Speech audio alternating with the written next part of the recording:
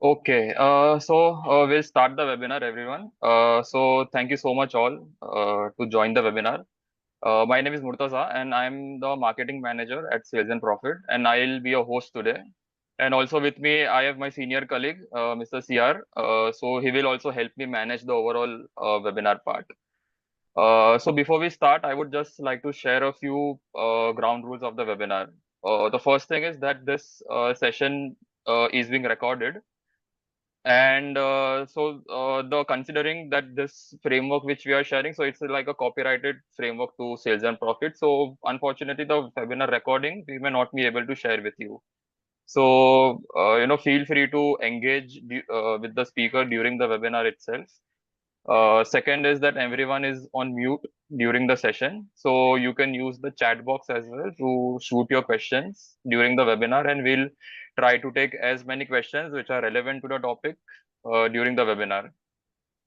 And at the end, we'll open the room for Q&A session. So at that time, you can unmute yourself and also use the chat box again to shoot your final questions before we close the webinar. And at the end of the webinar, we have a short feedback survey or form, which you can just use it and fill your feedback that how was your experience for this webinar. So it will help us improve our upcoming sessions. Yeah. So now I would like to introduce you to our today's speaker. So his name is Vishal Mehta. Vishal has over 20 plus years of experience in enterprise sales and sales management. And during his career, he has led both international, national sales team for all the Fortune 500 companies he has worked with. He has also won highest accolades at all the organizations he has worked for. And as a person, Vishal is very passionate about B2B sales and specifically the science part of B2B sales. Currently, he is the co-founder of Sales and Profit, and he works towards helping MNCs and B2B startups to improve their sales KPIs and metrics. So yeah, this is a short introduction. So now, without any further ado, I would like to hand over the stage to Vishal, so he can share us best practices of opportunity management and opportunity prioritization. Yeah, Vishal, over to you. Great. Hey, thank you so much, Murtaza. Hi, very good morning, everybody. Am I audible? I hope Murtaza, CR, Yeah, I mean, yeah, yeah, okay. you can. Everyone can use the chat to type their responses as well to engage with the speaker, and we'll take it from there. Yeah. So feel free to use the chat. See, in a normal scenario, to be honest, I would have liked to unmute everybody, but at times it can become slightly, because in the interest of time, we thought we'll take all the questions later. But I've got my colleagues, CR and Murtuza, to help on the chat. Any questions come, please use the chat function. CR will help me if any important topic to be discussed then and there itself. At the same time, I mean, all of us are, I'm assuming all are B2B sales professionals out here. It's a huge topic, and I personally believe we are all student of B2B sales, and the learning never stops, right? So, uh, for this next 45 minutes to 1 hour, we'll just remain focused on three topics, which is opportunity qualification, opportunity prioritization, and opportunity management. Predominantly, I'll use the word opportunity prioritization and opportunity management interchangeably, but predominantly will remain focused on that part, right? And the other parts, be it objection handling, be it negotiation, be it account management, in the interest of time, we'll take it up outside this session. Yeah, but feel free. Yeah. So great. With that, just a quick introduction about sales and profit. I'm not sure, not everybody would be aware of whom we are all about. So we are now almost a 9-year-old company. I mean, we are predominantly a B2B sales performance improvement company. We remain laser focused on improving sales KPI, sales metrics for our customers, and at the same time, we have a lot of soft corner for the entire sales community. So somewhere we also want to contribute to the larger sales community. We are into three service lines: sales consulting, sales enablement, sales recruitment. Sales consulting, this is where we look at the overall sales organization, right? What kind of sales KPI, sales KRA, what kind of sales incentive system, what kind of, let's say, sales org structure, what kind of sales tech tools. Everything gets captured as part of sales consulting service.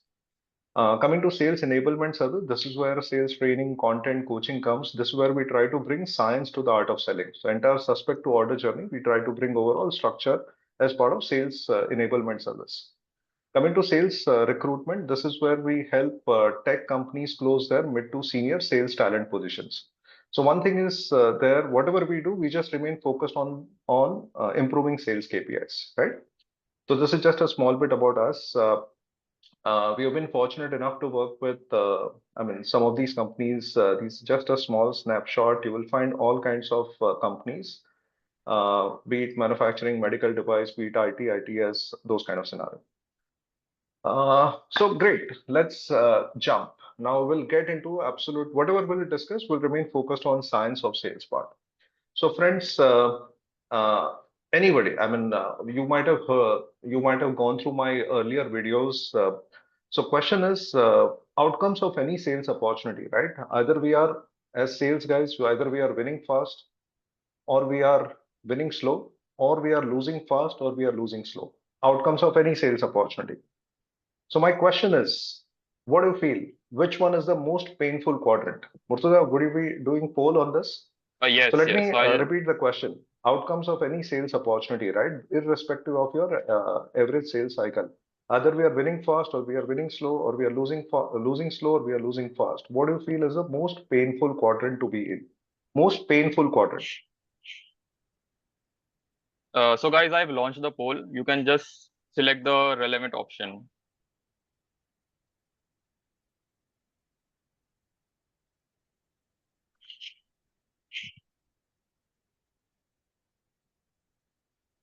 Yeah, still waiting so that everyone can participate. Yeah. I mean, feel free. It's okay to be wrong also. And there is no price to be right and there is no punishment for being wrong. So great. I Okay. guess, Murza, can I go ahead? Yes, yes. So I think 59% have selected lose slow, 27 is lose fast, 11% is win slow, and 3% is win fast. So Okay. majority is lose slow. Yeah. So almost 59%. Can we end the poll, Murtaza? Yes. Yeah. Okay. Great. You want to share results? Not required, right? No, no, I've announced it. Okay. Fine.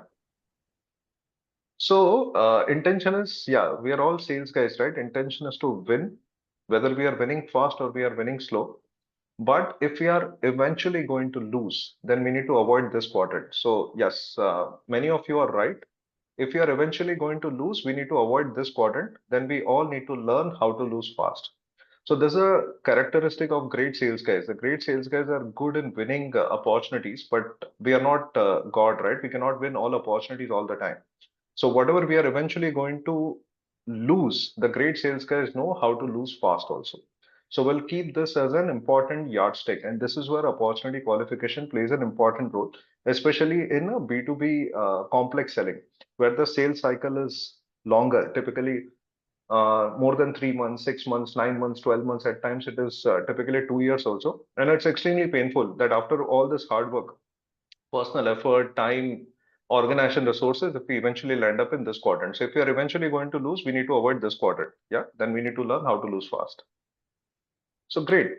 With that, let's look at overall sales, right? Overall B2B complex selling. All of us are aware about this, right? So I'll not go deeper into this. It's a suspect to order journey. Suspect, prospect, then requirement, then qualified opportunity, then proposal, then obviously follow up, negotiation, order, and then account management happens. This is where the upsell, cross sell stuff happens, right? Now, I'll share with you something which, because in last almost like 9 years, we have remained laser focused on working with sales professionals, sales leaders across verticals, across geographies. And one thing we realized there is a clear difference the way great sales organizations work vis-a-vis others. Okay, so the great sales organizations they have clearly, explicitly defined who's their ideal customer profile and they give that clarity to their frontline sales, marketing, inside sales people. So this is where the frontline sales, marketing, inside sales people they are laser focused on only on their ICP accounts and not everywhere. They avoid doing carpet bombing, right? So this is where the ICP plays an important role. Okay, this is where the elevator pitch also plays an important role between suspect to prospect. An elevator pitch means again not doing the carpet bombing. It is using the that 30 seconds से लेके 150 seconds का pitch based on the customer we are talking, based on the buying persona we are talking, right? Every sales guy use the same pitch everywhere. Great sales guys know how to customize the pitch. So now suspect is converted into prospect. Okay, and once the prospect has shared a requirement, we have seen the average sales guy is in a hurry to give proposal. वो immediately कि sir हाँ मैं आपको proposal देता हूँ, right? But the great sales guys, great sales organizations, great sales leaders understand the importance of opportunity qualification without taking much time, right? So in that first one or two meetings, they uncover all the important information because they've got a qualification as a culture, qualification as a system. Once opportunity is qualified, now the intention is to win. This is where opportunity management methodology plays a role. This is where everything comes, right? Now the intention is to win because you have qualified that opportunity. Who all are the decision influencers? What is their individual level of influence? What is their individual level of involvement? What are our strengths in the opportunity? What are our weakness in the opportunity? What could be the competing alternative customer is exploring? Everything comes here as part of opportunity management, approach. Once the suspect converted into a qualified opportunity, converted into order, this is where the account management happens, right? And then obviously all other things. I don't want to overwhelm you with a few things, but I'll just, again, we are all sales professionals and very, I would say, proud sales professionals. So I'll just pick up few things. For example, if you are a typically salespeople or inside salespeople or the marketing folks who's predominantly remain focused on suspect to prospect, then all the stuff is pretty important for you. Right? Who's my ideal customer profile? What should be the elevator pitch?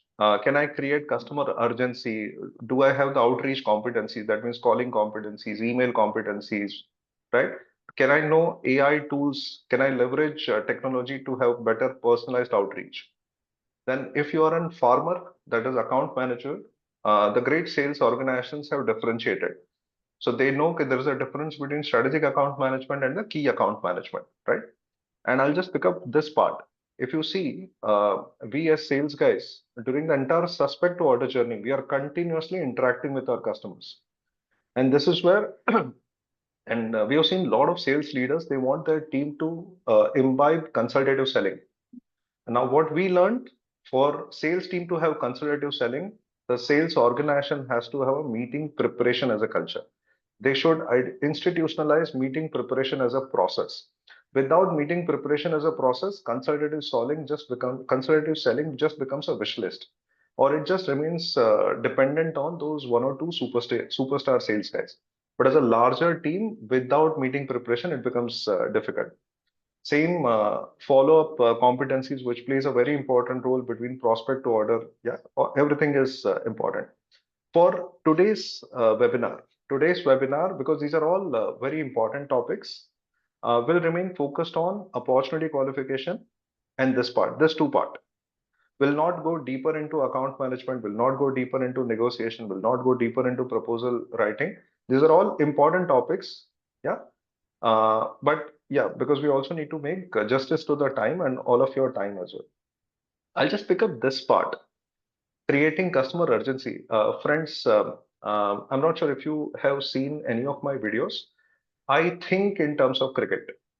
Okay, so a lot of time I feel okay, it's very easy to bat on a batting pitch, but the respect comes when the batsman can bat on a bowling pitch, on a bouncy bowling pitch. And this creating customer urgency is like a batting on a bouncy pitch. This is where you will realize your customer has a pain, problem, concern, issue, hassle. You might have a solution, but the customer does not have a requirement. I'll repeat. At times, you will come across those prospects, those customers who have a pain, problem, issue. You might have a solution, but the customer does not have a requirement. And this is where the great sales guys know how to create customer urgency without pitching the solution. Yeah, and it's a different, I would say, different skill, different mindset. Yeah, but they are able to do it extremely well vis-a-vis the rest of the sales guys. So again, we'll just remain focused on this too for the webinar. But just one question, if you all can please use the chat. If you, what do you feel, according to you, if you were to pick up one element or one skill, what would that be out of this entire thing? What could be the most important skill or intervention you may like to pick up? You can use the chat. And CR Murtuza, feel free to help me with that. The question is, what is the most important you feel out of whatever is there on your screen? Okay, so we are getting follow-up, qualification, negotiation, elevator pitch, meeting preparation, prospecting, I think, ICP, Fantastic. qualification. Yeah. So a lot of qualifications I am seeing. I think that is Okay. the majority qualification. Yeah. Thanks, Murtuza. So, friends, again, there's nothing right and wrong. I'm just sharing my personal favorite, which I feel because I read this book called One Thing. One thing the book says, what is that one thing in life? After doing that, everything else becomes redundant, or there's a huge positive domino effect after doing that one thing. And in that book, a lot of people had mentioned, waking up at 5 a.m. is that one thing, right? And after that, I started applying and thinking, okay, what is that one thing in sales? And personally, I feel this is that one thing. Okay, if we as sales guys, if we prepare well for every conversation, especially for B2B complex selling, suddenly you'll realize you'll be able to qualify better because you are preparing well. You'll be able to manage that opportunity better. Okay. You'll have a huge impact during negotiation because we have seen average hardworking sales guy wants to sell, whereas great sales guys, their customer wants to buy from them. So the great sales guy, by the time their deal comes here, he would have developed so many coaches, a lot of insights. His customer actually wants to buy from him. So personally, I prefer this one. Okay, every conversation as sales guys, we need to prepare so well that with every conversation, our credibility should increase in the customer's mind. Yeah. So great. As I mentioned, we'll remain focused on these two elements, friends. Yeah. But feel free to share your questions, anything on chat, and if time permits, we'll pick it up post this webinar. So, just a couple of our learning, be it average versus world-class sales professionals, and everybody is in a journey. To be honest, I feel I was also in this journey. We are all in the journey. At times, we still fall back in this. So, there is nothing like to place anybody anywhere. This is just a journey. Average sellers, they talk more during a client call, whereas world-class seller, they control the conversation, but they let their customer talk more during the call. And that is the reason world-class seller uncovers more information about their customer world. These guys follow a seller-focused agenda. What I mean by seller-focused agenda, it is about I, me, myself, my product, my features, and back of the mind, my target. Okay, I want to sell. Whereas these guys, they follow a customer focused agenda, so they have a customer pulse. They think from a customer point of view. They think about customers problem, customers concerns, customers aspirations, and how I can genuinely help the customer in a win-win manner. So there's a key difference in the mindset itself. These guys ask low value questions in meetings with their customers which do not benefit customers. For example, low value questions, right? Assuming if you have a meeting with a listed company, and I've seen a lot of sales guys ask a question like, sir, what is the revenue of your company? That's a low value question. That's actually a stupid question because it's a listed company. Okay, the numbers are all there everywhere, right? Whereas these guys, world class sellers, they ask questions that benefit the customer, where suddenly customer gets that aha moment. Okay, oh, I never thought like this. It suddenly uncovers a completely either a new problem which customer had not thought or a possible solution which customer had not thought. So they take the customer in a different and customer starts respecting those sales guys. These guys are in a hurry to give, as I mentioned, they are in a hurry to give proposal. Where these guys offer solutions related to the customer need behind the need. They first create, yeah, value. These guys negotiate price too early. Whereas these guys first, they believe in value selling. They develop value, they have a good value proposition, they are able to customize their pitch based on the buying persona, they are able to show value, they are also able to at times create ROI. And I'm saying not all sales guys are able to articulate ROI, but they at least make an attempt. Yeah, so they develop value before talking price. These guys are seen as vendors or suppliers, and these guys are seen as advisors or consultants or partners. I'm not sure if any of you saw my small video on, our customers perceive us either as a chemist sellers or a doctor sellers. Feel free to go through that video. And I've seen that a lot of vendor sellers are perceived as chemist sellers, more like order takers or order fulfillment guys, whereas world-class sellers are known as doctor sellers. The customers respect them, and at the same time, customers are okay to give the right price point also to them, even in a commoditized market. Yeah. So coming next, if you could see, there are three pillars of successful opportunity management. As sales guys, yeah, first is opportunity identification or opportunity creation. Second is opportunity qualification. Third is opportunity management. And we have seen the most sales guys, they jump from here to here directly. So once opportunity is identified, they directly get into proposal. Whereas great sales guys, they give a lot of importance to this part, which is opportunity qualification. Yeah. So we'll go deeper into that. CR Murtaza, feel free to stop me, if in case you feel anything important is coming. So one thing, so people, I mean, those are confused the videos Vishal is talking. So you can go on his LinkedIn account and check actually the videos which Vishal spoke Okay. about. Yeah, Vishal. Yeah, or probably we can share those links also. Yeah, with you. But you'll be able to find that on my LinkedIn account. Yeah, sorry for that. So this is opportunity qualification. I'm assuming I'll not go deeper. We are all, I would say, smart sales guys. Qualification obviously is important. It helps us uncover customer needs. See, again, I'm saying average hardworking sales guys remain focused on customer stated needs.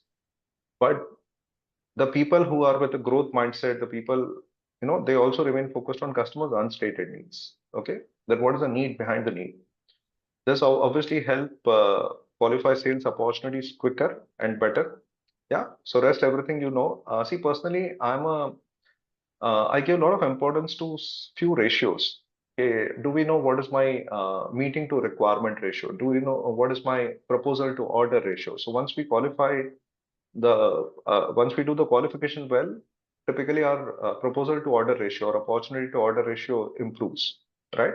Prospect to opportunity ratio improves, and obviously we'll be able to have a much deeper conversations, insightful conversation, right? We'll be able to identify opportunities that are winnable from the rest because there is a lot of noise, and that too, if you're working with a much bigger company, there's a lot of opportunities, a lot of conversations, right? And this is where the smartness lies in how to identify right opportunities that are winnable from the rest.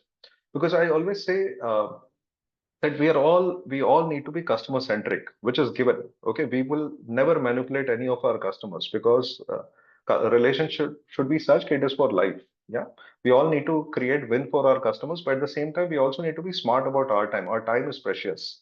So how to identify opportunities that are winnable because eventually it is our career also, right? And eventually it should optimize organization resources, your time, your effort for this right opportunities. And opportunity qualification also helps us to win. And if we are eventually going to lose, how to lose fast, right? And bring overall science or a structure to the art of selling. So with this, let's go into the framework part. Before we get into the framework, I'll share with you the holistic approach. Now, I'll remain focused on B2B complex selling. So what is the difference between, I hope everybody's clear, right? There is a B2B and B2C. Okay, so we are not talking about B2C. Now, B2B also, there is a two scenario. One is a B2B transactional selling, second is B2B complex selling. B2B transactional selling means when you are selling to like likes of MSMEs of the world. 8 out of 10 times okay, you'll be talking to the owner directly. Whereas B2B complex selling, when it's a longer sales cycle, the deal value is higher, it goes for months, there are multiple people get involved. There is a politics at the customer end, right? So B2B complex selling, because of the nature of the sales cycle, it becomes like a marriage because a lot of time and effort in the organization resources will go, and that's why it is important to qualify and then prioritize.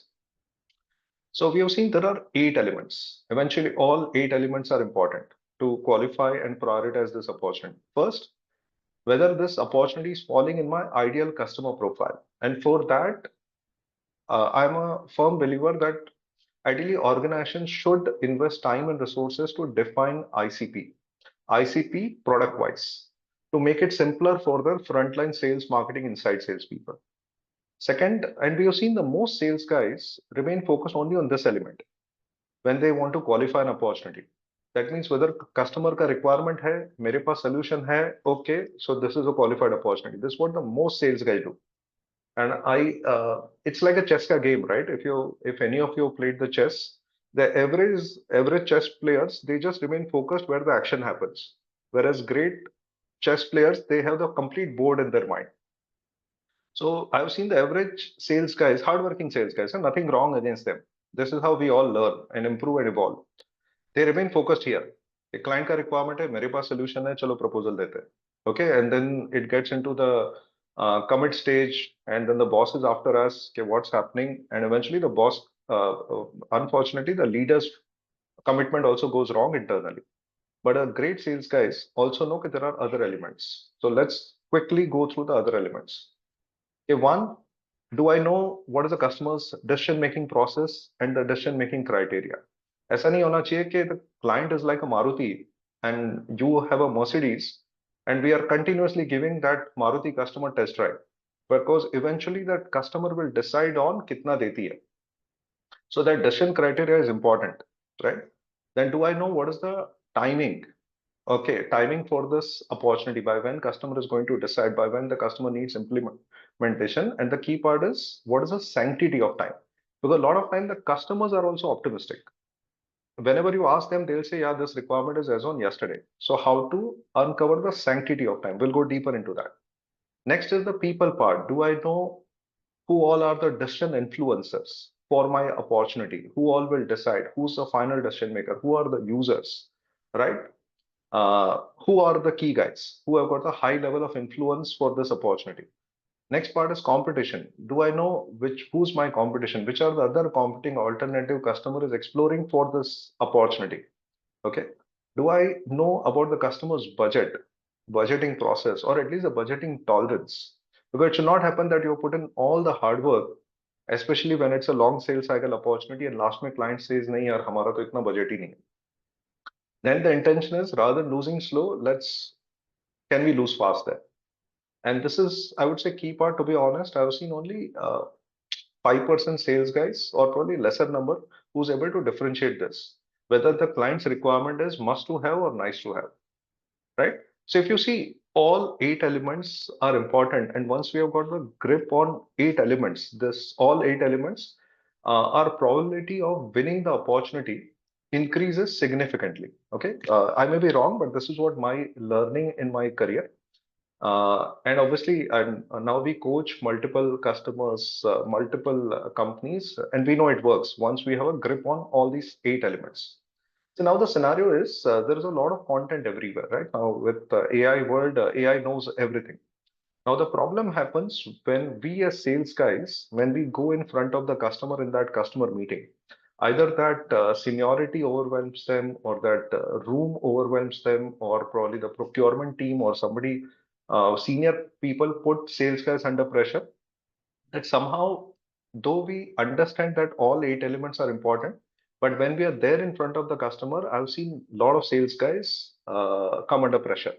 So to make it simple, we have come out with a framework which I believe is the most executable one across the globe. Okay, which is the holistic, extremely easy to use, and feel free to share your thoughts. And we also believe that it's a time for India. All of us need to come out of colonial mindset, and hopefully, because this is what we created. This is our copyrighted module, which I'm going to share with you. So the framework name is identify. It's a normal English word, which all sales guys can always remember. It's a normal English word, right? But I'll tell you something. Now let's go deeper. When I say the word I is here. It's an ideal customer profile. When I say the word D is, do I know what is a customer's decision-making process and the decision-making criteria? When I say the word E is enemy. It's a competition. Do I know what is the competing alternative customer is exploring? When I say the word N, okay, N is here also, solution fitment, and here also. What is the need maturity of the customer? What is the need behind the need? What is the trigger behind the requirement? Whether it's must to have or nice to have. When I say T of time, identify, it is here. What is the timing for this opportunity which customer is looking for? When I say I is influencers. It's a people part, right? When I say F, F is fitment, fitment of your solution for the customer's requirement. And when I say Y, this is actually a yen symbol. It's that Japanese yen symbol, and this is sorry, and this is the budget part, right? So now my request is I just request all of you to just remember this framework. And to be honest, this is the first time we are sharing this in a public platform, right? And wherever we have shared, people, it's easy to remember, and you can actually apply this in your real life scenario. So this is how it happens. Where I is ideal customer profile, D is decision making process, decision making criteria, E is enemy, N is need maturity, including need behind the need.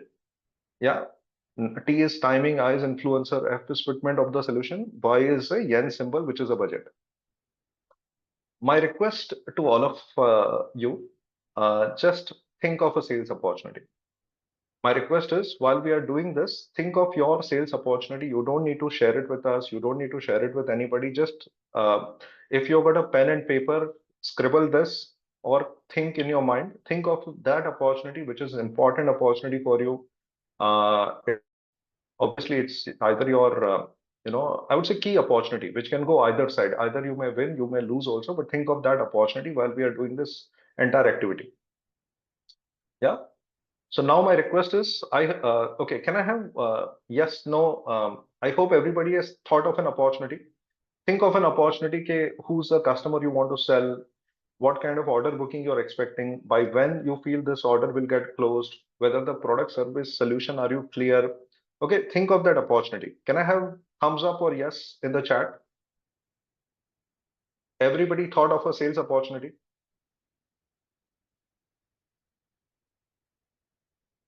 Yes. Yeah, people are typing yes. Yeah, think of that opportunity because we don't want this to remain a theoretical webinar. Intention is to have a very applicable, executable webinar. Yeah, and as we mentioned, we obviously have got soft corner for the entire sales community. We want, yeah, all of us to do well. Murtaza, can I proceed? Sure.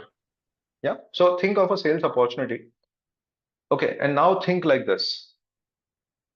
In that opportunity, one second.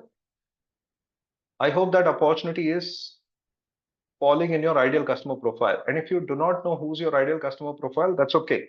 It's good to know that I don't know who's my ICP. Second, do you know for this opportunity, what is the customer decision making process and the decision making criteria? If you know, fantastic. If you don't know, just accept that I don't know. So that next time you'll go and check that with your customer. Do you know for the same opportunity which you have chosen, which are the competing alternative customer is exploring? Yeah. If you don't know, let's uncover in the next your subsequent conversation. Do you know what is the customer's need behind the need, whether it is a must to have or nice to have? Try it out. Scribble in your notepad. Do you know what is the sanctity of time? That means by when customer wants this opportunity to close, by when customer wants this, sorry, this implementation. Do you know the sanctity of time? That means, do you know if the customer, this project happens, what is the benefit for the customer? If this project does not happen, what could be the repercussion for the customer? Do you know for that opportunity who all are the decision influencers? Yeah, who all are the influencers with a high level of influence for your opportunity? If you don't know, let's uncover that in the next conversation with your customer. Is for this opportunity which you have chosen, is your solution fitting the customer requirement or you are trying to force fit? कि customer को x चाहिए, मेरे पास x तो नहीं है but मेरे पास Y है, let me try to force fit. Okay, and do you know what is the customers, whether the budget is meeting or at least the whether the client has a budget tolerance for your opportunity, right? So Okay, in this webinar, obviously, we can talk only limited due to paucity of time, but anybody who's interested, my team has requested me to share it with you. We do a fairly detailed program, and I would request only those people who are into B2B complex sales, you'll find a huge value because we help obviously come out with a final qualification scorecard also, because after that every opportunity would have a score. And especially if you get stuck in any of these challenges, right, where a lot of noise is happening in the system, people are busy but not much closure is happening, and then you will find value. If you need more information, feel free to scan this code, or we can share details later also. So let's move to the next point. Murtuza, can I proceed? Sure. Yeah. CR Murtuza, feel free to stop me at any point in time. So now coming back to the same identify framework. This is the framework. Uh, I'll go one by one. Okay, just to make it simpler.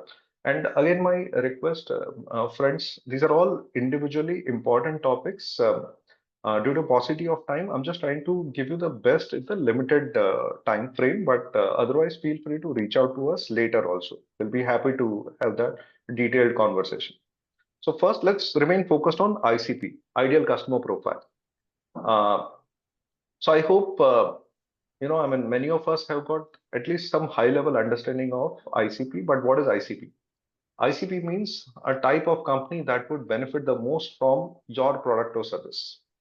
Not any company. For example, I've seen now a lot of customers say, your entire world can be my prospect, or entire universe can use my services. That is not going to work. We are not Microsoft, we are not Apple. Entire world can be my universe. We have got a limited resources as an organization, all of us, right? So we need to identify who's my ideal customer profile, okay, that would benefit the most from my product or service, and then we need to remain laser focused on that ICP. So basically, companies that fit our ICP are most likely to buy and continue to use our product, and making them extremely important for their business growth. So this is that segment who will be happy to buy our services, who will be happy to give us respect also, who will be happy to give us right margin also, and the right revenue also. And over a period of time, yeah, we'll have more use cases once we remain laser focused on the ICP. So, see, there are different ways to identify an ICP. Okay, I mean, multiple ways like a geographic, vertical, technographic, psychographic, competition. In fact, we have done separate, I think, couple of webinars only on this topic. Feel free to go through our resource section on our website. You'll find a separate detailed conversation on ICP. But for this topic, I just want to keep it simple. Uh, be very clear about the top three. That means geographic wise, which is that geography, be it country or city, and we need to remain as focused as possible. If we are saying the US, then can we be still more focused on US? If we say India, can we be more focused on India, whether it's Bombay, Bangalore, Delhi, or are we saying it's a town B, town C? Again, can we be more specific as far as geographic is concerned? Same for vertical. Can we be more absolutely focused on the vertical part also? Which vertical? Are we saying manufacturing? Are we saying medical device? Which all verticals? Right? And same demographic or firmographic, that means minimum size of the company, maximum size of the company. Yeah. Minimum revenue of the company, maximum revenue of the company. And I would say for first part, I would urge all of you to forget about these things. First, get this basics right. And just to give you a few examples.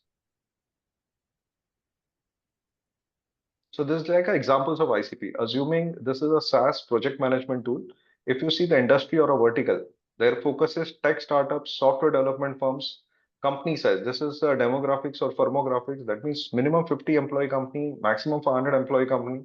This is the revenue, 10 million to 100 million. Geography is North America and Western Europe. So now if you see, they're giving that clarity to their frontline sales, marketing, inside sales people. Can just remain laser focused only on this ICP. So all sales and marketing outreach remains focused only within this, not outside of this. And over a period of time, the focused approach creates a positive dent, right? Suddenly, the language of sales, marketing, inside sales people start improving. They understand the industry best practices. They start having a deeper conversation. Now, at times, you can still get an opportunity which is outside of this ICP. That's a case-to-case qualification. Yeah, and I'm not saying no, but that's a case-to-case qualification. But all the proactive outreach can remain focused on ICP. Now, for example, this part, there's a sales recruitment agency, industries, tech vertical. That means they are saying no manufacturing, no retail, no BFSI, no food, nothing. Just will remain focused only on tech. Company size is 300 to 5,000. That means no 50 employee company, no 100, no 20,000 employees, or sales team with a greater than 10 salespeople. Geography India. So this is the clarity they are giving to their sales, marketing, inside sales people. And over a period of time, this company got so many customers in this segment that it becomes very easy for their sales and inside sales people to keep creating more and more opportunities within this ICP. And suddenly now they're winning more, and they're winning at the right price also. So this is about the ICP part. Now, okay, so again, back to identify. So we have taken care of, we have spoken about the ICP. Now let's remain focused on the next two elements, which is, So sorry, sorry, Vishal. So there was one question that can ICP definition vary across geography or verticals, or there should be one ICP across geography or markets? yeah, Sometimes we may only focus on few verticals and geos, whether to focus on. Yeah. So brilliant basically, I think. question, Murtuza. Answer is yes. ICP should be product wise or practice wise, and at times it could differ from a geography to geography also. For example, let's say US headquartered company, what may work? For example, if I could take an example of, let's say, FMCG company or any company, what may work in a US geography not necessarily work with an India or China kind of scenario. So yeah, the leadership should, and this is the leadership's responsibility.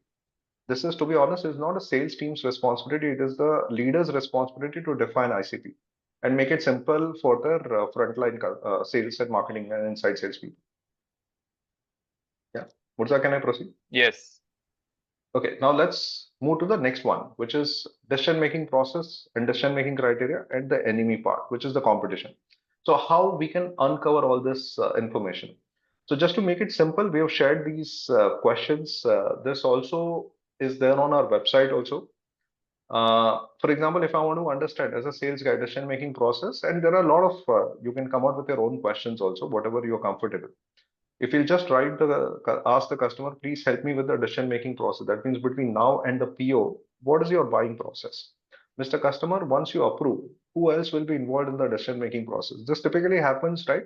A lot of time we get stuck with the procurement of the word, and the procurement behaves as if they are the final decision maker. Okay, and at times we get stuck with them or they block us. So this could be that question, Mr. Customer. Once you approve, what would be the process? Right? So we'll uncover more things. Okay, can you help me understand how the final decision will be made? Or probably, what are your top decision criteria? Same that Mercedes Maruti wala example. If your product is Mercedes or if your product is Maruti, then we should be very clear how the customer is going to decide. So either we'll have to influence the customer's selection or a decision criteria, or we should be mature enough to lose fast. Because आप कितना भी Maruti customer को कितना भी value selling कर लो वो Mercedes तक नहीं पहुंचेगा या एंड उल्टा also is equally true now coming to enemy part, right? This is the competition. That means what are the competing alternative customer is exploring. So one option is yours, but which are the other alternative? मतलब ऐसा तो नहीं है ना, unless it's a very upsell cross sell kind of scenario, unless it's an existing customer, it's only your opportunity. But if it's a greenfield project, the client also would be talking to or exploring something else. So these are like a few questions. Okay, can you please help me understand some of the alternative you are considering? And how do you feel about your options? Or of the options you are exploring, what are some of the things you are most excited about? So if the customer is exploring one of your competition, what are some of the things the customer is most excited about? Because intention is to win, right? If we can uncover this early in the sales cycle, it helps us minimize the risk associated with it. So what are the major gaps in our solution proposal based on the alternative you have seen to date? Now, see, it's a two-way scenario, right? We as sales guys will be able to ask this, provided we at one end also keep establishing our credibility. If we'll keep establishing our credibility, then we'll be able to also uncover more and more information. But imagine a scenario, we as sales guys behave like very transactional sales guys. Okay, so no credibility is established or there is no differentiation, and suddenly if we start asking these questions, customer will not open up. Yeah, so it's a two-way scenario. Same thing, for example, what are the strengths, weakness of leading competing options from the client's perspective, right? So this is about the enemy part. Let's go deeper into the competition, which is the enemy. Okay, how much do we know about our competition? So uh, do we feel chaotic? There are like a different types of competition, and I would say there are five types of competition. Always, right? First is a direct competitors, like a same solution category, right? Okay, you are in whichever category, like your direct competitors. Assuming same thing, if you are in a car, the second car could be that category. Assuming if you are a, let's say, HRMS company, KK Darwin Box could be your competitor. Second could be indirect competition, where I as a consumer may think, कि नहीं यार, instead of car, let me explore Uber as an option. So it's an indirect competition. Third, the sorry, what was that? Third is customer can always explore. Is there a possibility that customer may decide to use internal solutions or resources? Fourth, the customer's key decision maker, the top decision maker, may also take a call to use that budget, okay, for something else. So instead of using that budget for your solution, the customer may decide, कि ठीक है यार, rather than doing, for example, sales training or sales CRM for my sales guys, let me use this budget for a new product development. That can happen. Yeah, same thing. Assuming somebody is into HRMS, the customer may decide rather than using that HRMS budget, let me use this budget to hire, a couple of more sales guys or a couple of more key, colleagues. And the fifth one, yeah, fifth one is customer deciding to do nothing. That means customer decides, okay, status quo, no decision.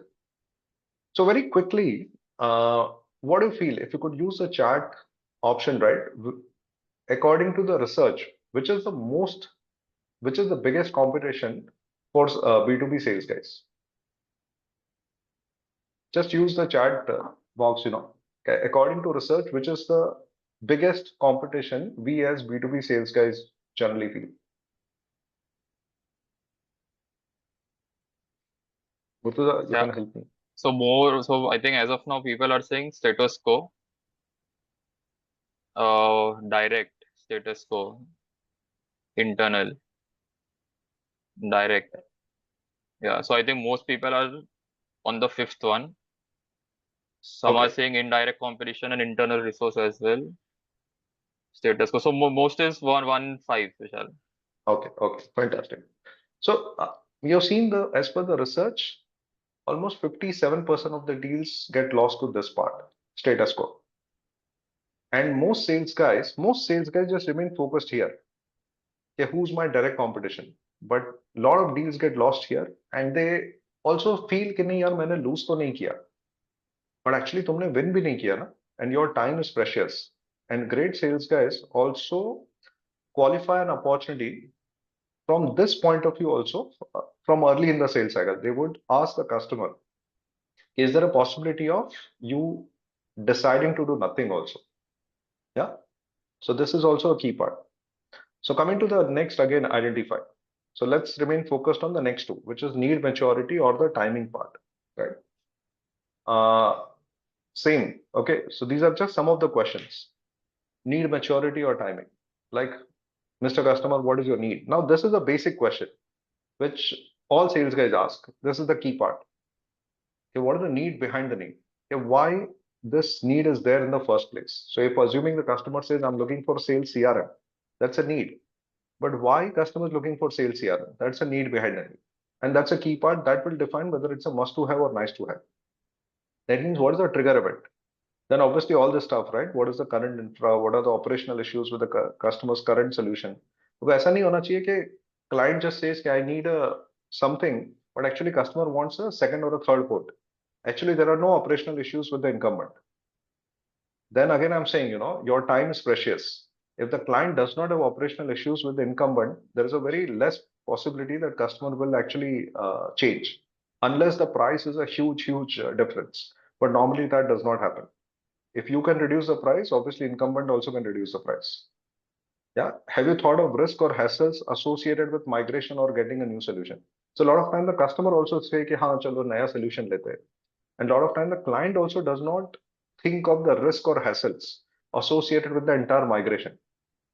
And I've seen a lot of sales guys, they feel कि नहीं यार, if we'll educate the customer, my deal will get stuck. But eventually, somewhere, somebody in that customer's company will talk about this. And eventually, rather than getting into lose slow quadrant, great sales guys also check with the customer, has he thought through this entire project? Yeah. And if he's eventually going to lose, the great sales guy lose fast or they win. Yeah. They also check with the customer what would be the benefit to the organization if this project is accomplished, or what could be the implication or repercussion or consequences if this project is not achieved. Yeah, to differentiate between must to have or nice to have. And same for timing also. See, timing, the key part is again understanding sanctity of time. Not just के client ने बोला है कि 31st March तक close करेंगे. No, we are not talking about that. How to go deeper into that. Okay, Mr. Customer, if 31st March date is achieved, what could be the benefit if this 31st March date is achieved, and what could be the implication if this date is not achieved? That will help us whether this timing is sacrosanct for the customer or it is just like a मतलब चल रहा है कि मतलब 6 महीने से बोल रहे हैं कि इस हफ्ते क्लोज करेंगे, नेक्स्ट महीने क्लोज करेंगे, और 6 महीने से it is on only. Yeah, because there is no sanctity on time. uh Murtha, how are we doing on time? Because So we have another 10 minutes with us, 5 to 10 okay, minutes. fine. Yeah. Okay. So great. So with this, friends, I had written this blog, and also there is a small video on this. This is for people who really want to go deeper into the science of sales. What we understand, that there are, based on our understanding, we feel that there are four categories, clear-cut, distinct categories. Actually, you can categorize your customers based on customers' understanding of the need and customers' understanding of the solution, right? So category one, where the client knows the need and client also knows the solution, and then customer will reach out to us as sales guys saying कि इसका quote कर दो. So actually customer knows the need, knows the solution. The client perceives sales guy as more like a chemist, right? So it's more in customer's mind, it is a more like a order fulfillment kind of stuff. कि इसका quote करो, or whichever is L1, let's proceed. In category two, customer is aware about the need but has some idea but not specific idea about the product service solution, but is clear about the need. In category three, now this is like a batting on a batting pitch, category one and category two. Whereas category three and four is batting on a bowling pitch. And not all sales guys can maneuver these customers. Category three, mein, the client is actually ready for a change. There is a definite trigger in the customer's world, but the customer cannot articulate the need. And because customer cannot articulate the need, I have seen most sales guys feel that customer time pass kar raha hai. A client is not clear about the need, but actually client is ready for change. And it's a great opportunity, and the great sales guys do it really well because because the client is not able to articulate the need, client also has an absolute vague understanding of the solution. And great sales guys, they quickly capture this category, and rather than expecting their customer to articulate the need, they define the need for their customer. They also define the solution for their customer because they know the client is ready for change. And this is the category four, again, batting on a bowling pitch. This is that category where the client has a pain, problem, concern, perhaps interest also. You might have a solution, but the customer has not reached to that problem has not reached to a requirement stage. Sorry. Yeah. So the customer's problem has not reached to a requirement stage, and then customers generally usually not even interested to know. So if we as sales guys start pitching our solution here to this category of the customer, client eventually objects or stop picking up our calls. So the great sales guys know how to maneuver each category.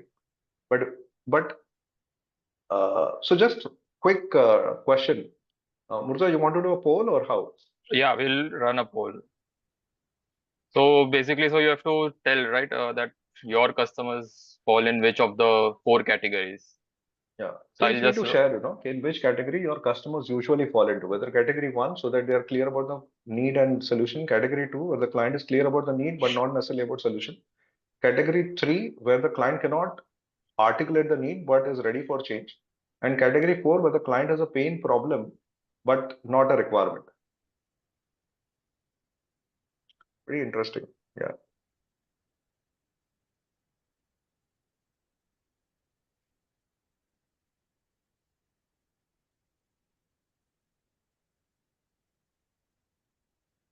So great. I think, okay, it's changing. yeah.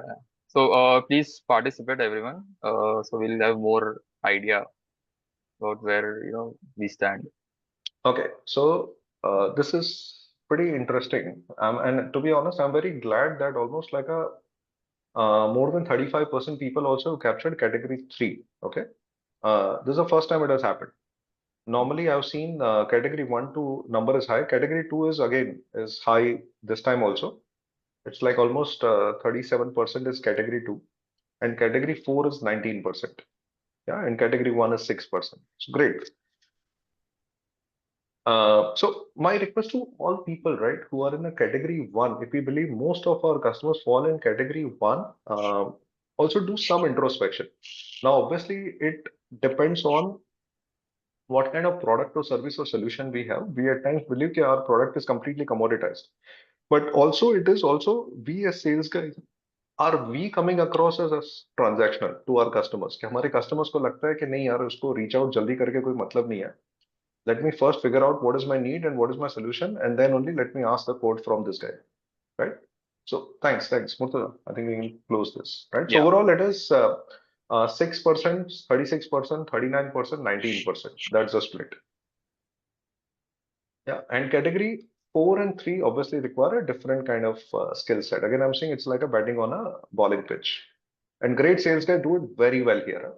And this is where there's a chasm between average hardworking sales guy and the great sales guys. And their career also moves in a different league. They earn more incentive, they move fast in their career. Yeah, and their customers also respect them. Okay, let's move to the next one, right? In the interest of time. And we'll remain focused on TE तक हम लोग ने कर दिया. Now we are moving into the influencers and the fitment of the solution.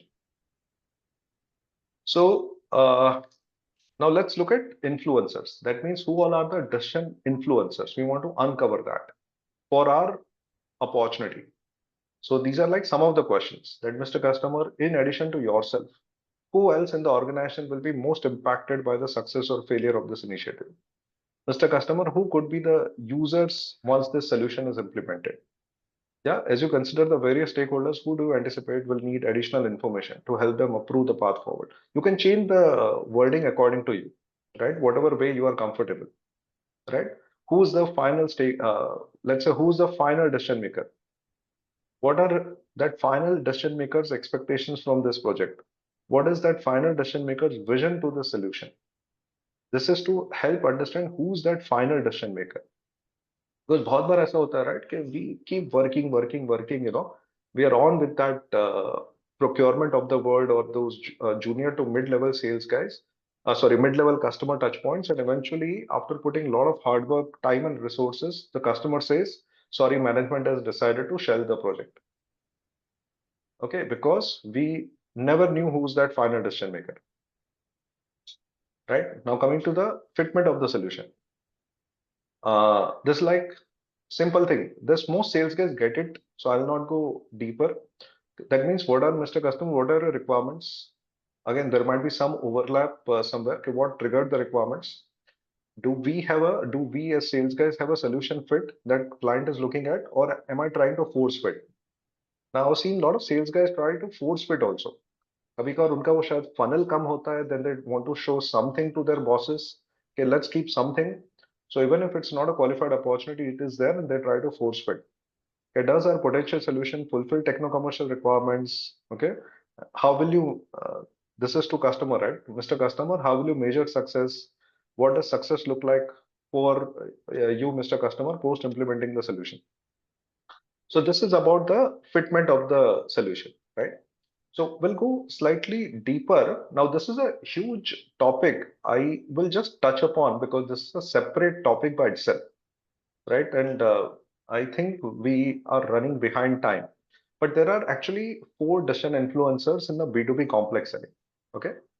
And whatever I'm saying, my request is, friends, keep thinking applicability on your chosen opportunity. Okay, do I know that? Okay. First, there is always that veto. Okay. At the customer end. Okay. Decision influencer, that means a customer decision influencer. Somebody who's like a final decision maker. And as the word says, this guy Vito has a veto with him. That means when everybody else said yes, this customer contact can say no, and a vice versa. This guy, because he's a senior guy typically, okay, he thinks high level. He thinks ROI, return on investment, and the overall organizational impact. This guy normally does in terms of features. He has got a veto power. He's a high authority. Now there is a second category of decision influencer, second type of decision influencer. At times they play a multiple roles. It's like a they may be playing a all-rounder role also. For example, the Akshar Patel can bat also, can ball also. Hardik Pandya can bat also, ball also, right? But Virat Kohli will only bat, for example, or the Kuldeep Yadav will only ball, right? He's a specialist batsman, specialist bowler. So, but at times there are few customer decision influencer who could play multiple roles. So second is the user or the operational guys. So they think like this, okay, for your proposal. So their thought process is not this ROI. ROI the veto things. Whereas a typical user decision influencer think कि आपकी proposal उनको ease of use देगा क्या? They remain focused on quality. They remain focused. They take it personally also because eventually post implementation, the user team, operational team will have to live with the solution. So they take it personally. There are several or many. So we need to identify and map the key user heads. Now the coming to the third one, and I would say most sales guys keep talking to this guy or get stuck with this guy or get blocked by this guy. He's a gatekeeper. He's typically the procurement of the world, right? He's normally a checklist guy. उसके पास एक checklist होता है. And he exactly goes like this. His key role is he shortlists vendors based on the checklist shared. He's normally not a final decision maker, but behaves like a final decision maker. It's like वो रहता है ना चाय से ज्यादा किटली गर्म है. So he's somebody who's not a final decision maker, but he says, I'm like a veto, I'm the final decision maker. And the great sales guys know how to obviously uncover who are the other key people.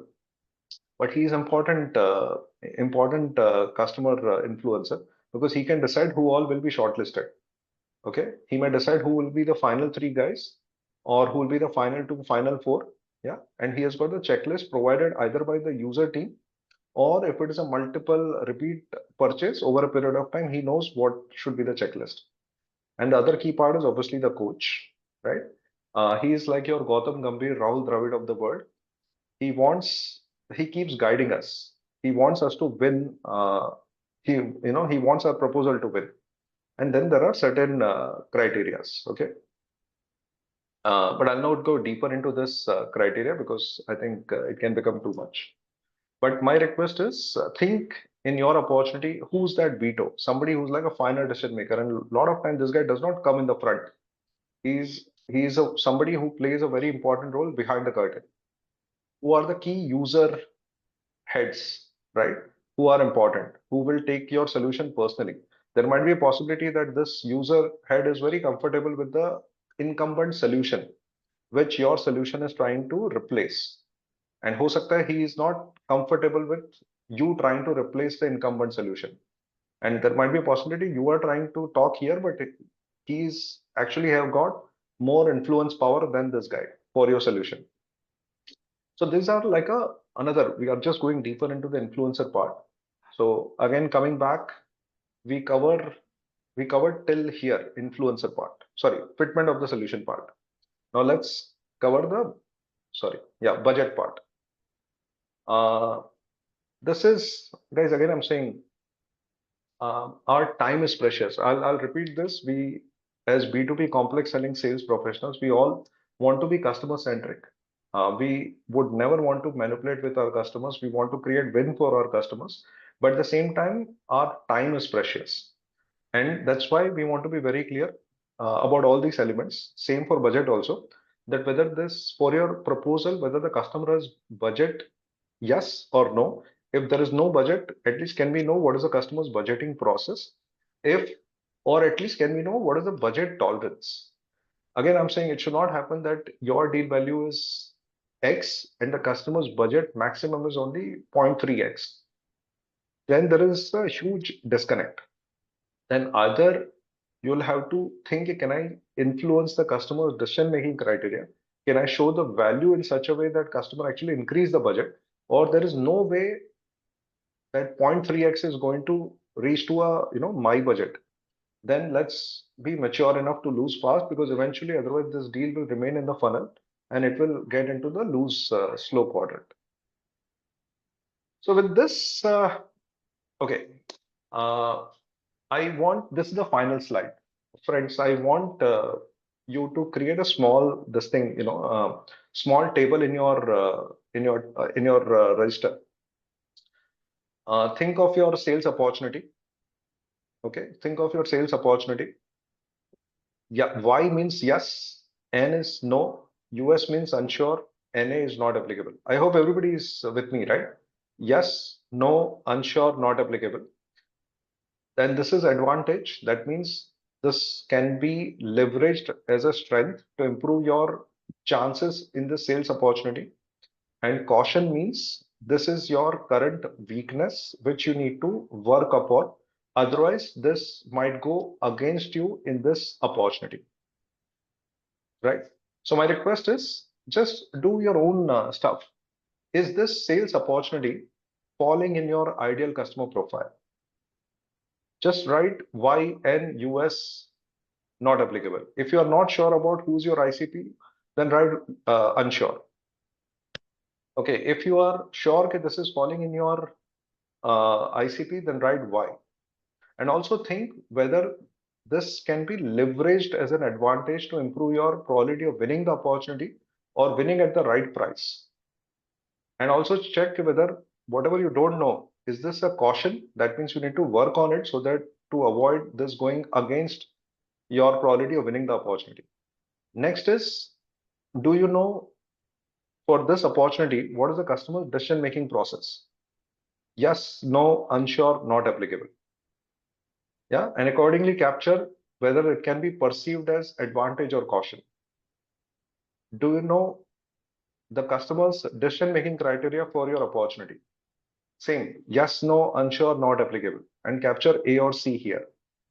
Do you know what are the competing alternative your customer is exploring? If the answer is yes, what do you feel? Is that advantage for you or a caution for you?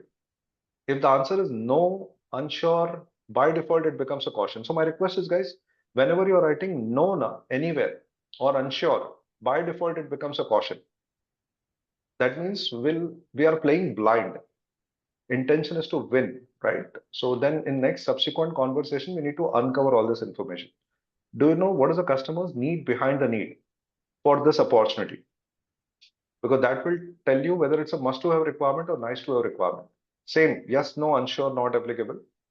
If you're writing no or unsure, by default, it becomes caution. Same for timing, friends. Okay. Influencers. Do you know who all are the key decision influencers for your opportunity? If the answer is no, then it's a caution. We'll have to uncover. If the answer is yes, it need not be advantage, because there might be a possibility your competitor also knows all the key decision influencer. But the answer is no, definitely it becomes a caution. Do you have a supportive veto? That means veto is the final decision maker. Then the answer is, if the answer is yes, it's an advantage. But if the answer is no or unsure, it can be a caution. Yeah, like this. So my request, yeah, uh, take probably 5-10 seconds, try to capture that in your notebook. Yeah. And I feel once you have a grip on this 8 elements, your probability of winning improves significantly. And again, I'm saying because we are all uh, into B2B sales, B2B complex selling, if we win, obviously everything changes. Because if our proposal to order ratio starts increasing, for example, if our proposal to order ratio is 10 is to 1 today, even if it comes down to 6 is to 1 or 4 is to 1, then there's a huge impact. That means we are winning more, our career is progressing well, our appraisal is taken care well, we earn more incentive, and obviously, yeah, everything changes after that. Yeah. Uh, with that, yes, I think I'm done. Obviously, I can go on and on, but looking at, I think I've already overshot time, so my apology for that. But Great. So we are opening the room for Q&A. So we will take like 2 or 3 minutes and probably not more than 2 or 3 questions itself. So you can either unmute yourself. I'll change the settings so you guys can unmute and ask the questions directly if you want, or you can use the check as well. Sorry, the chat as well to ask any questions with Vishal. And here you can pick up the relevant questions Yeah. if needed. There is already two questions, Vishal. One is about who decides the ICP, and the other question is also about how do you identify the veto. okay, one by one, who decides the ICP? I personally feel if it is a founder-led company, it is the founder sales leadership responsibility to define the ICP. Am I audible? Yep. Yeah. Yeah, because I got yeah, I think the internet fluctuated. So answer is it is the manager's responsibility, and if it's a founder-led company, it's a founder's definite responsibility along with the sales leadership team. And if it is a enterprise customer, multinational, then it is a sales leadership team's responsibility to define ICP for their frontline sales, marketing, inside salespeople in a very explicit manner. Yeah. So here you can correct me, yeah, yeah, and feel Yep. free to add. What is the second question? How to Identify the veto. Yeah, how to identify the veto now? Now again, this is okay. For example, uh, just see. For example, if you are talking to the gatekeeper, right? If you generally ask the gatekeeper now, Mr. Gatekeeper, in addition to yourself, these are like few questions. Who will need to provide approval for this to become a reality? Or at times, you need to also understand, okay, if you have a coach, assuming out here. See, having a coach makes the life extremely simple. Now, this is somebody who mostly could be inside, at times he can be outside also. Then, because this is somebody who has a who knows everybody, who has an influence over other stakeholders, then he will also tell you. Or at times, if let's say we are being blocked by this guy, if we can generally ask that Mr. Gatekeeper, once you approve, what happens next? Then if he says, okay, I'll just have to go and take management approval. So then one thing is clear that he's not a veto. That means somebody else is a veto, and now we'll have to uncover, right? At times we'll have, so we give a lot of emphasis that we should always develop coach or coaches in our opportunity because then the life becomes very simple. Okay, and especially when it's a longer sales cycle or it's a very recurring account, it is possible. It is very much possible. Yes, here. Okay. Somebody's asking any references of books, sales books. Okay, there are a lot of books. For example, you can pick up Spin Selling by Neil Rackham. You can pick up Strategic Selling by Miller Hemmon. Uh, yeah, I would say there is a Challenger Sale is an extremely good book, right?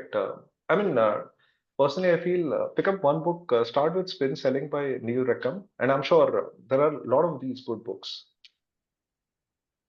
But all three, Spin Selling, Strategic Selling, and Challenger Sale, remain focused on B2B complex selling.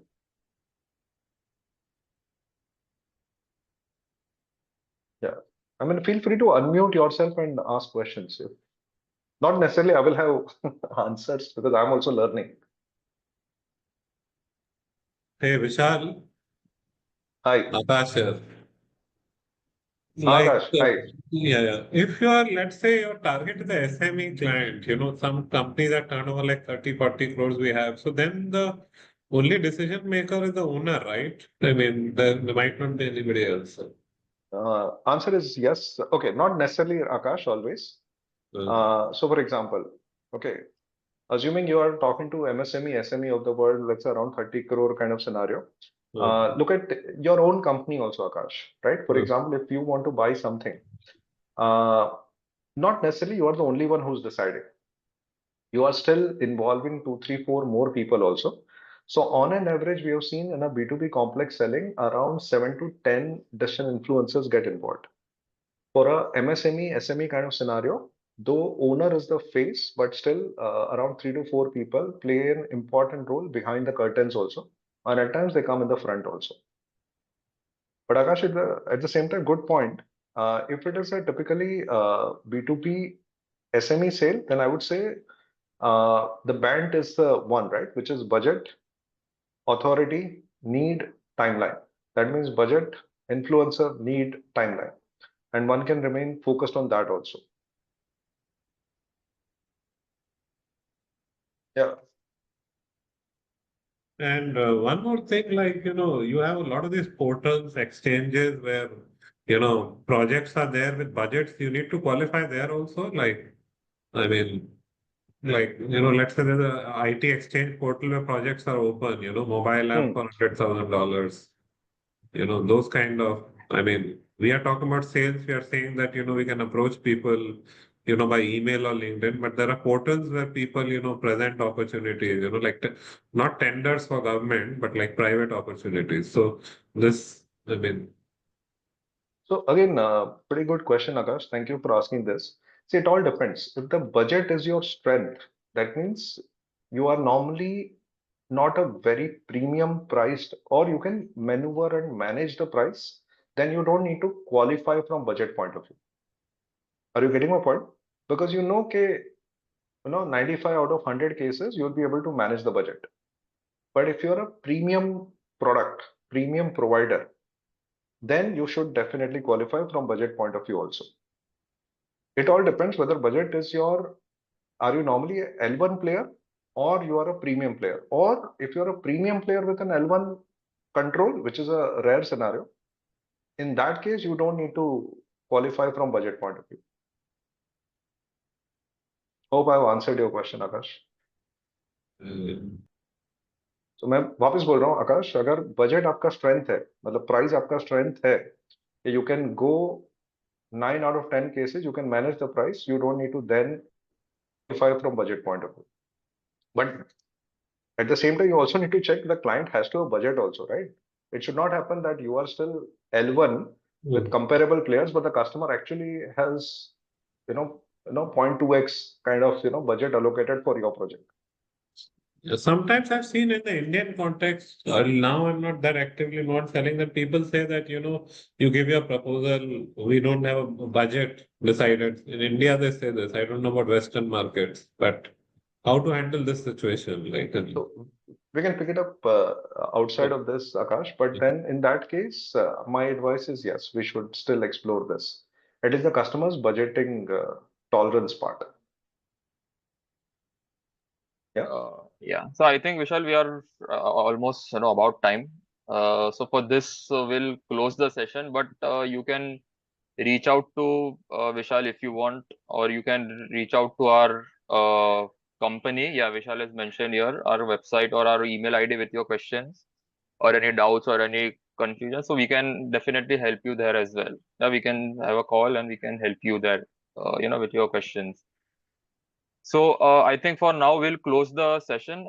Thank you so much everyone for joining. Yeah, it was great stayed, though we exceeded some amount of time. And thanks Vishal for sharing the your insights on opportunity prioritization and management. Yeah, it was a good session. Great. Hey, thank Thank you so you. much, friends. I really appreciate your time. I mean, because it's a weekday and all of you spending this time. Yeah, thank you so much. And feel free to reach out if we could be of any help or support to improve your sales metrics. Yeah. Thank you so much, friends.